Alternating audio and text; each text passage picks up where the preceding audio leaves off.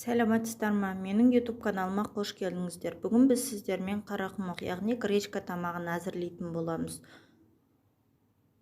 Біз алдымен өзімізге қажетті заттарды, тамағымызға қажетті заттарды дайындап аламыз. Бізге қажетті заттар гречка, фарш, картоп, сәбіз, жуа, қызанақ және де жасыл бұрыш, томат пастасы қажет болады.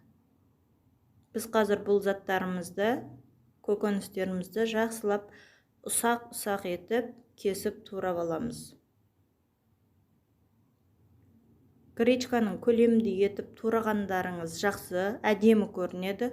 Сол үшін мен осылай ұсақ етіп барлығын турап алдым, кесіп алдым. Енді біз қазір рет-ретімен барлығын салып қазанымызға қуыратын боламыз.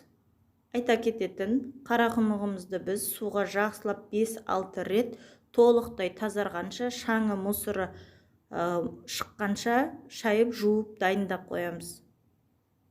Қазанымызды отқа қойып, қазанымызды қыздырып аламыз. Қызғасын барып 100 мл майымызды құямыз. Сұйық майымыз қызыды. Енді біз оған фаршымызды салып қуыратын боламыз. Фаршымызды жақсылап ашып, қызыл түске енгенше жақсылап қуырамыз. Үстінен жуамызды салатын боламыз. Жуаны да алтын түске енгенге дейін, сары түске енгенге дейін қуырып аламыз. Сәбізімізді саламыз. Сәбізімізді де 3-4 минут бойы сәбізіміз жұмсарғанша қуыратын боламыз. Сәбізіміз қуырылды, енді картопты да дәл солай қуырып аламыз.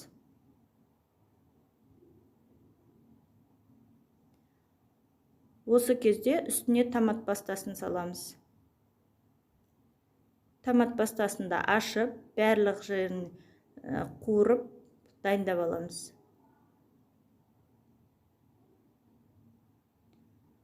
Қуырып алдық. Енді біз қалған заттарымыз, яғни қызанақ пен жасыл бұрышымызды салып қуырамыз.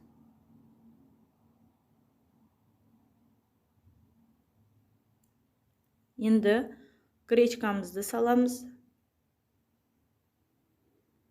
Барлық жері толық араласқанға дейін кішкене 5-6 минут бойы гречкамызды қуырамыз.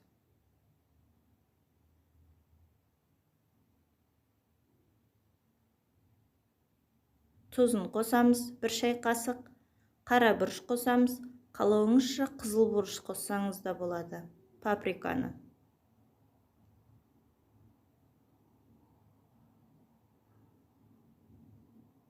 Енді біз қайнап тұрған суымызды үстінен құямыз.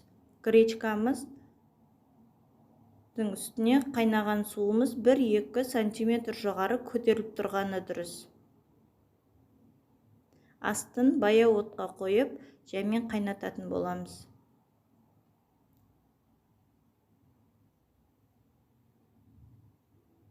Суы тартылғанға дейін қайнатып аламыз.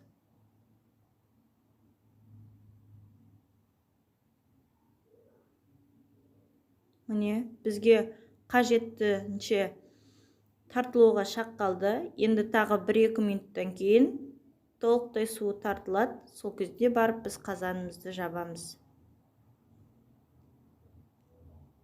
Міне, бізге осы кезде қазанымыздың бетін жапсақ болады. Мен тамағым пісті. Мен тамақты 30-40 минут бойы тұрдырдым. Сіздер де гречкаларыңыз толықтай піскенше тұрғызсаңыз болады. Гречкаларым барлығы езілмей, жабыспай, дана-дана болып, шашыраңқы болып, әдемі болып пісті. Егер де сіздерде осы рецептегідей дәл етіп пісірсеңіздер де, сіздердің де тамақтарыңыз осылай керемет болып шығады.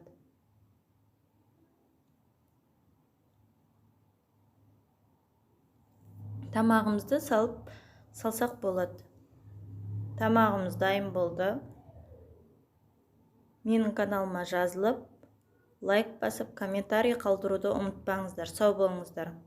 Келесі видеоларымызда біз осындай кереметтей түрік бөрегін дайындайтын боламыз.